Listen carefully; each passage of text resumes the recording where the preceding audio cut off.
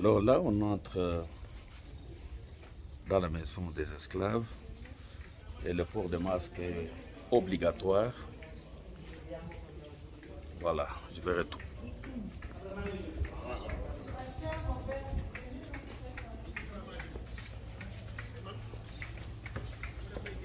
Nos tickets sont déjà là-bas, non? Merci.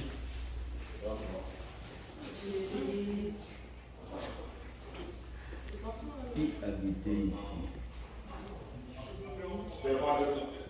Voilà. Qui habitait ici? Je montre tout ça. C'est notre histoire. Ouais. C'est la dernière catégorie de cette île de Gorée. Je vous avais dit ce matin qu'il y avait 28 maisons des esclaves sur cette île. Tous les bâtiments que vous voyez en bordure de mer étaient des maisons des esclaves. Il y en avait 28. Et cela est la dernière en date qui a été retenue par l'État du Sénégal pour montrer à tout Africain qu'une partie de lui-même a transité par cette maison. Elle a été construite entre 1780 et 1784, à l'époque portugaise. Elle contenait 150 à 200 esclaves qui venaient un peu partout en Afrique de l'Ouest. C'est pour ça des fois ils se retrouvaient ici en famille entière. Et pour ces familles, la séparation était totale. Quand le papa est amené aux Amériques, la maman est amenée au Brésil, l'enfant aux Antilles. C'était l'histoire de diviser la famille pour qu'elle ne se revoie plus jamais. Souvent, ils partaient sous des numéros de matricule. Le papa aux Amériques, il lui donnait au nom anglais le nom de son maître, la maman au Brésil au nom portugais et l'enfant aux Antilles au nom français. Et comme ça, ils vont perdre complètement leur identité. Il y avait beaucoup, mais la race la plus forte était la race Yoruba. Ces Yoruba, ils étaient originaires du Nigeria et du Bénin. C'est des gens costauds. Ils pesaient plus de 90 kilos. Et ces Yoruba, ils étaient considérés dans les plantations aux Amériques comme des éléments géniteurs. Ils les utilisaient pour la reproduction des esclaves. Ils étaient même d'autres esclaves féminins pour avoir des enfants Yoruba. Tout dépendait de son poids et de sa musculature. La valeur d'une fille dépendait de ses seins et de sa virginité. Et la valeur d'un enfant dépendait de ses dents. Il y avait pour d'état civil. Une fois ici, seuls les hommes étaient pesés. Et le poids minimum d'un homme était de 60 kg. Quand il avait 60 ou plus de 60 kg, il était apte pour aller travailler directement dans les plantations. Et ceux qui avaient moins de 60 kg étaient mis dans une cellule qu'ils appelaient la cellule des inaptes temporaires. On passera tout à l'heure voir cette cellule. Une fois les hommes pesés, les esclaves sont mis dans ces différentes cellules que vous voyez, selon l'âge et le sexe. Il y avait 5 cellules pour les hommes. Ces 3 que nous avons ici sont les cellules des hommes et 2 derrière nous. On va commencer par visiter les cellules des hommes.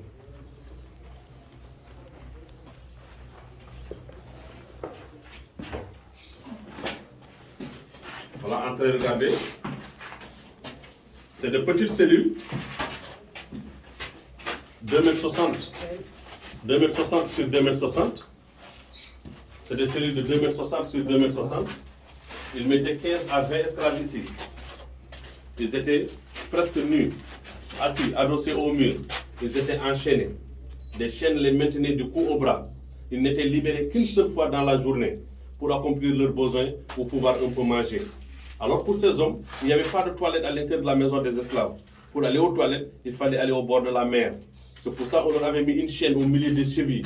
Au milieu de cette chaîne était accrochée une boule en fer de 10 kg 300 pour éviter que l'esclave essaie d'évader. Parce que si jamais il essaie d'évader avec cette boule de 10 kg 300, même un bon nageur, il va couler. On va voir la cellule des enfants.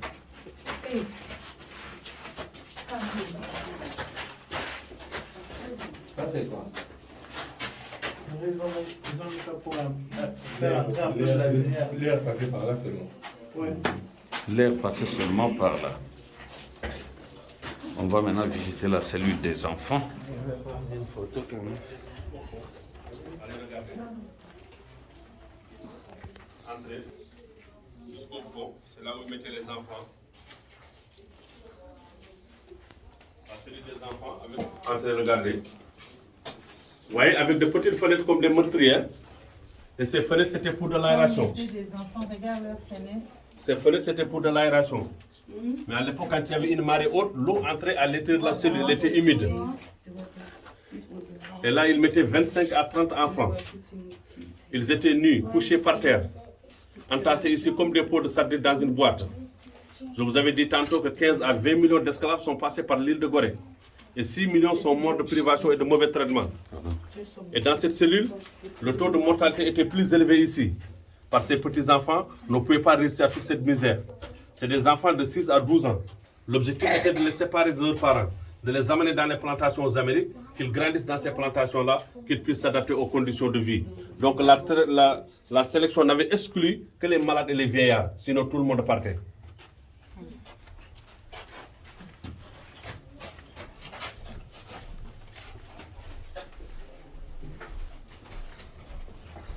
Là, c'est la cellule des jeunes filles. La cellule des jeunes filles.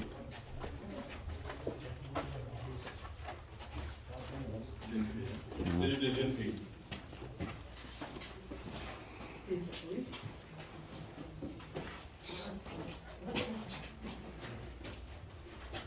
Voilà, entrez voir la cellule des jeunes filles. Tout le monde est là? Donc là, c'est la cellule des jeunes filles. Je disais tantôt que la valeur d'une fille dépendait de ses seins et de sa virginité. Et ces négriers, les négriers, ce sont ces Européens qui achetaient les esclaves. Ils les appelaient des négriers. Ils couchaient avec ces jeunes filles. Une fois la jeune fille constatée en état de grossesse, elle était laissée libre ici à Gorée ou à Saint-Louis du Sénégal. Et lors du congrès de Vienne de 1815, quand Gorée et Saint-Louis sont devenus propriétaires de la France, Gorée et Saint-Louis étaient devenus propriétaires de la France. En ce moment-là, toute personne qui était née ici sur l'île avait la nationalité française. Donc lors du congrès de Vienne, quand ces deux villes ont été devenues propriétaires de la France, donc ces gens qui naissaient ici avaient la nationalité française. Donc vous voyez que c'était un intérêt aux jeunes filles de se donner aux négriers pour être libres. Mais elles n'étaient pas complètement libres. Certaines n'allaient pas travailler dans les plantations aux Amériques, mais restaient quand même ici à Gorée ou à Saint-Louis, travailler comme domestiques dans les maisons des Blancs. Et si elles accouchent, si c'est des filles, ces filles sont appelées les signards de Gorée. Signard vient du mot portugais señora. Si c'est des garçons, ils sont appelés des mulâtres. Vous voyez cette dame? Il y avait un grand trou ici. Là. Et c'est à partir de ce trou-là que ces jeunes filles faisaient leur boulot. Il y avait des toilettes dans cette maison des esclaves. Elles dormaient ici et ici il y avait les toilettes. C'est pour ça que ces esclaves, ils vivaient dans des conditions d'hygiène très repoussantes. Qu'en 1878, il y a eu cette épidémie de peste. Elle avait ravagé une bonne partie de l'île de Gorée. Cette épidémie était partie de cette maison des esclaves. Il y avait combien de jeunes filles ici? Ici, ils mettaient 30 voire 35.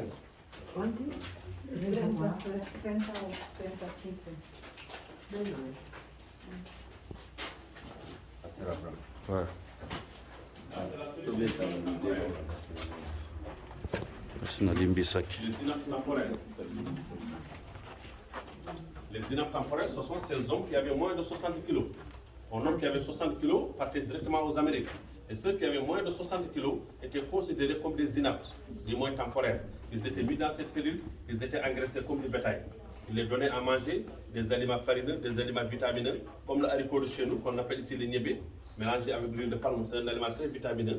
Avec cet aliment, ils les engraissaient pendant 2 mois et demi, voire 3 mois. Et 3 mois était la durée légale d'un esclave dans cette maison avant de prendre les bateaux pour aller aux Amériques. Et si toutefois, pendant ces 3 mois, certains d'entre eux ont bon poids, ils vont rejoindre les autres dans les plantations. Et dans le cas contraire, ceux qui n'ont pas eu ce bon poids-là seront revendus moins cher ici à Gorée. Ils vont rester ici travailler comme domestiques. Et ce sont ces esclaves-là qu'ils appelaient les esclaves de case. Après la traite des négriers, ce sont eux qui sont devenus les populations de ce style de Gorée. Là, c'est la cellule des récalcitrants. Hey. Les esclaves qui refusaient d'obéir, qui se rebellaient. Les récalcitrants, ceux qui se rebellaient, ils les mettaient ici pour les corriger. Vous voyez, le plafond est bas, on ne peut pas tenir debout à l'intérieur. C'était l'histoire de corriger ces récalcitrants. Et là, il y avait une porte en fer et des barreaux. Il y avait des gardiens. Mais ces gardiens-là, ils ne se souciaient pas du nombre d'esclaves qui étaient à l'intérieur. Mais eux, le seul souci était de pouvoir refermer la porte. Tant que la porte pouvait se refermer, en 1991, on a eu le privilège de recevoir Nelson Mandela ici, dans cette maison des esclaves. Nelson Mandela, il a visité cette maison. Et malgré le refus du protocole, il a essayé pour entrer à l'intérieur de cette cellule. Il a fait quelques minutes à l'intérieur, il est ressorti en pleurant. Certainement, il pensait à sa cellule à Robben Island quand il luttait contre l'apartheid. Nelson Mandela. Tu dois t'asseoir seulement. Là, vous avez la même cellule avec une Donc, cellule. s'il y avait un esclave récalcitrant de ma taille, par exemple, ce n'était pas évident du tout. Vous pouvez le constater. Donc, vous ne pouvez qu'être soit assis, soit accroupi. Mais vu le nombre de gens qui devaient être dans cette petite cellule, qui fait à peine 1 mètre, ça devait être très très difficile. Donc, je ne peux même pas me tenir debout. Oh, je serais ça. Et c'était... Voilà. Ça c'était pour qui? Récalcitrante. Voilà. Pareil pour les hommes. À partir de là, à partir de cette porte, vous voyez là-bas, donnant à la mer, dites la porte du voyage aller sans retour. Nos anciens martyrs, ils allaient les yeux fixés vers l'infini de la souffrance. Pourquoi ils ont appelé cette porte la porte du voyage aller sans retour? Car une fois cette porte franchie, c'est à dire l'Afrique. L'esclave ne va plus jamais revenir. Soit il est allé travailler dans les plantations d'Amérique, soit il est mort noyé dans la mer. Parce qu'à l'époque, l'esclave n'avait pas le droit de tomber malade. Une fois l'esclave malade, il était systématiquement balancé à l'eau. Par ces négrés, ils ne voulaient pas avoir des épidémies dans les bateaux. Il n'y avait pas de médecin, pas de pharmacien dans les bateaux. À chaque fois qu'un esclave est malade, pour ne pas contaminer les autres, il était jeté à l'eau. Donc il ne fallait pas tomber malade. Ici, à gauche, à droite, là, c'est des salles d'attente ici. Une fois que les esclaves sont prêts pour partir, ils les sortaient de leur cellule, ils les mettaient dans ces deux couloirs, ils attendaient l'arrivée du bateau. Des fois, l'attente était longue, parce que l'arrivée du bateau dépendait de l'état de la mer. Des fois, ils attendaient une voire 2 semaines. Et là, ils avaient un collier au cou, ils étaient enchaînés 2 à 2. Ils étaient marqués au fer rouge ici derrière, aux initiales de leur maître comme les animaux. Parce que l'esclave était considéré comme une marchandise. Et dans les plantations aux Amériques, ils seront reconnus par ces initiales. Et là, l'esclave devient un être anonyme, sans famille, ni nom propre. Il répondait au numéro de matricule. Et là, il y avait beaucoup de rochers, les bateaux ne pouvaient pas appuyer en bois de rogné. Ils avaient des petites pirogues. Et c'est à partir de ce pont en bois de rogné, ces petites pirogues-là, qu'ils achemiнаient les esclaves vers les grands bateaux au large. Vous avez ici 2 couloirs à gauche et à droite, c'est les cellules des gardiens. Et les gardiens étaient choisis parmi les esclaves, c'était des noirs. Une fois qu'un esclave essaie d'évader, il est fusillé par ses gardiens. À l'époque, c'est pour ça qu'il y avait beaucoup de requins ici aux alentours. Il y avait beaucoup de requins, parce qu'il y avait beaucoup de corps sans vie dans l'eau. Le sang de ces corps sans vie attirait les requins. Et en 1992, le pape Jean-Paul II est venu ici. Il a visité cette maison des esclaves. Et c'est à partir de cette porte-là que le pape avait demandé pardon à l'Afrique pour l'Église. Et pourquoi il avait demandé pardon à l'Afrique pour l'Église qui était venu ici à l'époque, enseigner la civilisation européenne et le catholicisme, et finalement ces missionnaires sont impliqués dans le commerce des esclaves. C'est pour ça que quand le pape Jean-Paul II est venu ici, il a demandé pardon à l'Afrique à partir de cette porte du voile sans retour. Et le conservateur qui était là à l'époque, M. Joseph Ndiaye, il a fait savoir qu'il faudra certes pardonner, mais les Africains ne pourront jamais oublier cette tragédie. On pardonne, mais on n'oublie pas. Vous pouvez prendre des photos, après on va voir les autres salles.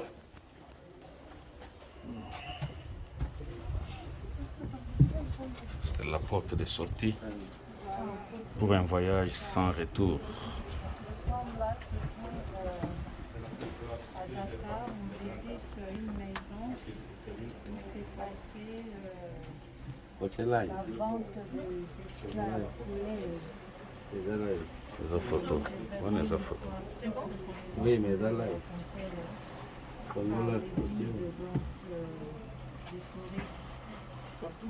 donc une fois qu'ils sortaient par cette porte, c'était sans retour. C'était sans retour. C'était aller sans retour. de la place. Pour prendre une bonne photo, il faut descendre. Non, tu peux pas descendre là-bas.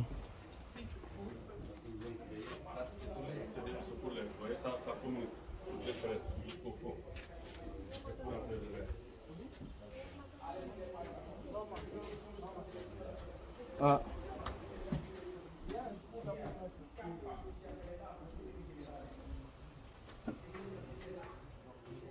La nuit, ça éclaire. Ouais, ça, c'est récent, ça. À l'époque, il n'y avait pas de lumière, ils vivaient dans le noir. Ça, c'est récent, c'est pour éclairer les cellules. C'est bon?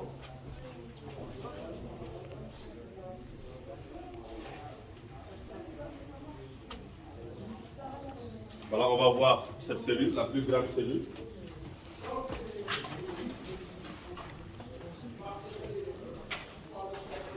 Là, c'est la plus grande cellule, c'est la cellule des femmes.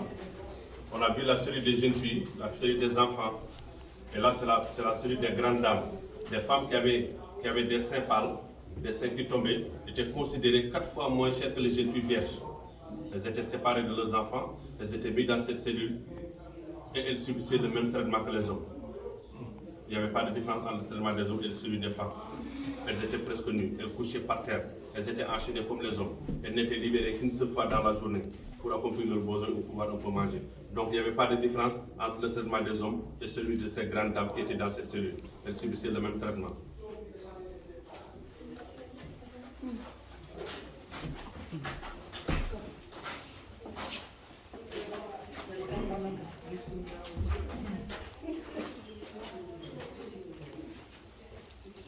Donc là, une fois que les récalcitrants sont sortis de nos cellules, les récalcitrants les plus agressifs, voilà, ils sont attachés contre ce poteau. Là, c'est la plus grande cellule des récalcitrants. Une fois qu'ils sont sortis de nos cellules, les plus agressifs sont attachés contre ce poteau. Vous voyez, le code noir disait à l'époque, un récalcitrant très agressif avait droit à 29 coups de fouet par jour. Chaque matin, ils recevaient des régimes alimentaires. Et une fois qu'ils sortent de cette cellule, ils seront physiquement et moralement diminués. Pendant les 3 mois, si l'homme est bien nourri là, avec des vitamines, il a du poids, il les mettait là-bas. S'il n'arrivait pas à gagner le poids qu'il voulait, on ne fera pas une esclave libre. Il les vendait aux enchères moins chères. Mais vous savez, les esclaves qu'on cherchait à l'intérieur du pays, qu'on appelait à l'époque les esclaves boucles-autolants, qui étaient forts et costauds. Les descendants des victimes, parce qu'ils étaient installés aux États-Unis, les forces, quand ils les amenaient ici, ces esclaves-là savaient ce qui les attendait. Beaucoup s'est révélé. Ces esclaves qui se révélaient à l'époque, pour les finir, vous avez leur place. 5 à 6 personnes étaient forcées à pousser à l'extérieur. Le seul problème des gardiens, c'est de fermer la porte. Après l'esclave. C'est la seule cellule que vous entendez que Nelson Mandela est rentré quand il est venu en visite officielle. Même si tu as de l'espace, ici tu vas sur le Quand il sortait ici avec les larmes, les gens disaient que ça lui a fait des Ces deux cellules font partie des cellules des hommes. Donc, je vous avais dit qu'il y avait 5 cellules pour les hommes. 3 là-bas et 2 ici. Ces deux cellules font partie des cellules des hommes. Donc les récalcitrants étaient amenés dans cette cellule, étaient enchaînés autour de ce poteau et fouettés. 22 coups de fouet par jour.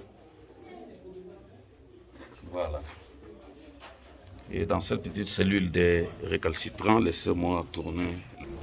Il semble que c'est ici que Nelson Mandela est entré lorsqu'il est venu visiter l'île de Gorée. Approchez ici. La dernière Ah, vous ne pouvez pas rester debout. Et quand il est ressorti de là, il avait les larmes aux yeux. Les commerçants d'esclaves qui faisaient les cellules, qui faisaient là, c'est le bureau de la maison des esclaves. Il s'appelait Boukar Jef Ndiaye. Vous le voyez ici sur les photos. Boukar Jef Ndiaye. C'est l'ancien conservateur de la maison des esclaves. C'est le premier conservateur. Après la traite négrière, il y a eu la colonisation. Et après la colonisation, les Européens voulaient détruire toutes les maisons des esclaves. Ils ne voulaient pas qu'il y ait de traces. Et eux, ils sont battus avec l'aide de l'État du Sénégal pour conserver cette maison, pour qu'elle soit un lieu de entre les peuples. Donc vous voyez, je vous disais tantôt, bon, les élèves qui viennent ici en visite pédagogique, ils ont tout gâché. C'est pour ça, bon, tout le matin, le conservateur l'a gardé. Donc je vous disais, il n'y avait pas de toilette à l'intérieur de la maison d'esclaves pour les hommes. Pour aller au toilette, il fallait aller au bord de la mer. Ils leur mettaient ces chaînes. Vous voyez, une autre chaîne au milieu des chevilles, une autre. Et au milieu de cette chaîne était accrochée cette boule en fer de 10 kg 300 pour éviter que l'esclave essaie d'évader. Parce que si jamais il essaie d'évader de cette boule de 10 kg 300, mais même en bon.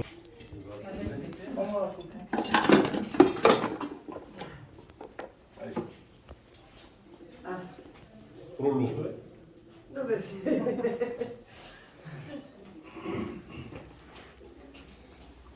C'était sa chambre.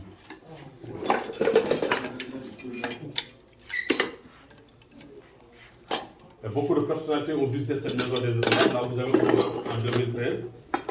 Laissez-moi peser cette boule. Ouf! François Hollande en Ce 2012. n'est pas possible. Là, vous avez le président Macky Sall. Personne, comme vous pouvez le constater, ne peut porter cette boule. Elle était très très lourde. C'est celle qui était accrochée. De l'Afrique du Sud. Opa. Léopold Sédar Senghor, accompagné du président de Madagascar et du premier maire de l'île de Gorée.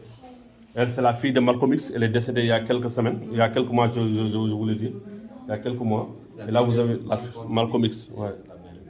Là, vous avez Abdou Diouf et Bill Clinton à la porte d'Ivoire sans retour. Abdoulaye Wade est un footballeur américain. Et lui, c'est George W. Bush. Voilà. Là, vous avez Jean Chrétien, un ancien premier ministre canadien, Jean Chrétien. Et lui, c'est Muammar Kadhafi de la Libye. Et là, vous avez Nelson Mandela. Et Bill Clinton, ici, il est à la cellule des récalcitrants. Bill Clinton. Donc, beaucoup de personnalités sont passées par cette île, mais toutes les photos ne sont pas là. Ça, c'est juste des exemples. Et là-bas derrière, nous avons le pape Jean-Paul II. Moi, je demandais pardon à l'Afrique, à la porte du bois sans repos. C'était le 22 février 1992. Et là, vous avez, ça c'est la cale du bateau. C'est à l'intérieur, c'était comme un cercueil. Vous voyez, là, ils étaient disposés comme ça dans le bateau. C'est pour cela, 35 voire 40% de ces esclaves mouraient en cours de route, parce que les conditions de vie n'étaient pas les meilleures dans le bateau. Et là, c'est l'exemple d'un esclave. Regardez bien, ça c'est le collier, ils appelaient les entraves. La chaîne passait par là, par les entraves au poignet et les entraves au pied. Et c'est là qu'ils posaient cette boule de 10 kg 300 pour éviter que l'esclave essaie d'évader. Là, vous avez Wilberforce à gauche. C'est un Anglais, c'est le premier à abolir l'esclavage, à faire abolir l'esclavage en 1807. Et Victor Schorcher, un Français, qui a fait abolir l'esclavage en 1848. Et là, vous avez les impressions de certaines personnalités qui sont passées par ici, comme Giroud, voilà, comme Mitterrand, comme Mugabe, comme Houphouët-Boigny et tant d'autres. Donc si vous terminez ici, vous pouvez aller à l'étage, c'est écrit, c'est une exposition, vous pouvez monter, lire, c'est une exposition, vous pouvez monter, lire, il y a des fusils là-bas, il y a des chaînes, voilà, tout est écrit, vous pouvez monter en haut et vous lisez. Donc là-bas, c'était le logement des marchands européens. Eux, ils habitaient en haut à la terrasse et les esclaves étaient en bas. Et une fois que les esclaves sont dans l'enceinte de la maison, eux, ils se mettaient en haut comme là, vous voyez sur la photo, ici. L'esclave est là, eux ils se mettaient là et ils regardaient la valeur de ces esclaves-là, ils faisaient le marchandage. Il n'y avait pas d'argent à l'époque, ils faisaient du troc. Ils échangeaient les esclaves contre de la cocoutille. Un nombre de 60 ou plus de 60 kilos était échangé contre un fusil. Une fille vierge était échangée contre un bergot d'alcool. Un enfant était échangé contre un miroir, de la gomme arabique, du café ou du cacao. Donc il n'y avait pas d'argent, ils faisaient du troc. C'est pour ça, après la traite négrière, il y a eu la colonisation. Et après la colonisation, il y a eu ces guerres tribales entre les Africains. Parce qu'ils avaient déjà commencé à posséder des armes. Vous pouvez aller en haut, visiter, pour regarder l'exposition. C'est le blanc qui a tout à l'heure, comme ça. Donc vous pouvez prendre une photo ici. Ici, avant qu'il n'y ait du monde là, devant J'ai envie de retourner vers la porte du départ sans retour, voyage sans retour, pour y prendre un peu, encore quelques images. Donc, il venait jusque là. Ça, c'était la porte de sortie sans retour. Une fois qu'il franchissait cette porte, c'était fini. Complètement fini. Il partait, il prenait la mer et c'était le départ sans retour. Voilà. Je suis exactement au niveau de la porte où il sortait. J'espère que c'est pas glorieux.